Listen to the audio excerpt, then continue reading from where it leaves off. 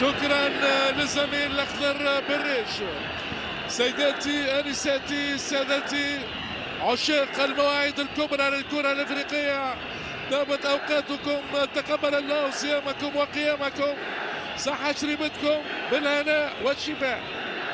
استاد القاهره الدولي في حاله غليان، في وضعيه بركان بمناسبه هذه القمه الناريه المصريه السودانيه بين العملاقين النادي الاهلي المصري سلطان افريقيا والهلال السوداني زعيم الكره السودانيه، في حضور 60,000 مشجع اهلاوي وقرابه 2500 مناصر هلالي من اجل اخر بطاقه تاهل الى الدور ربع النهائي من دوري ابطال افريقيا لهذا الموسم 2022 2023.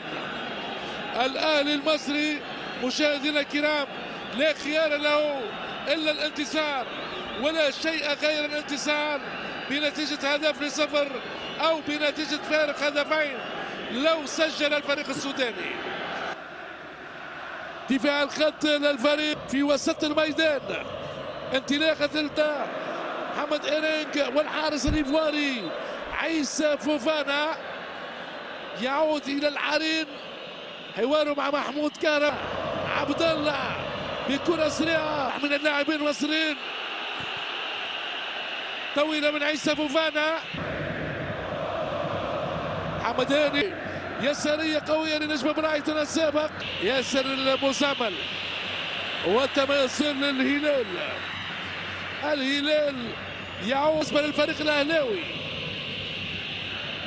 يوزع غريبة عمرو السولية. غريبة هذه التعاملات للكرة، كرة من ذهب على المستوى الهجومي.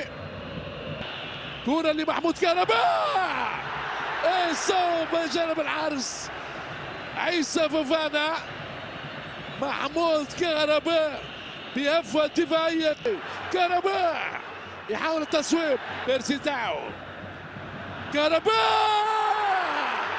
يا كرة أخرى غدارة من الكرة. أحمد عبد القادر يعود، والمخالفة يعطيها الحكم الموريتاني.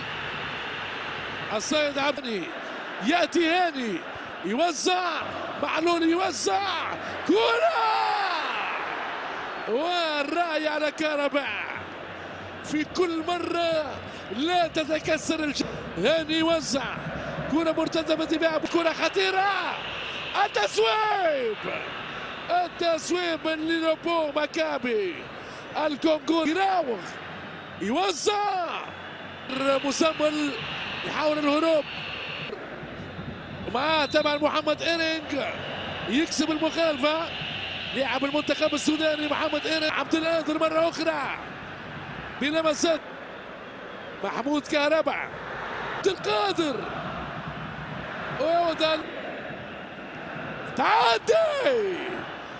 تعدي الكرة لكن لم تدخل الشباك. عبد المنعم كانت خطيرة هذه الكرة. علي معلول، كهرباء، شنو هذا؟ شنو هذا؟ محمود كهرباء السلطان يحكم بأحكامه. السلطان سيد ما يبقى صامت. نادي الهلال بيرسي تاعو يواصل الاهلي هيجانه. كرة من مروان عطية. فريق واحد فوق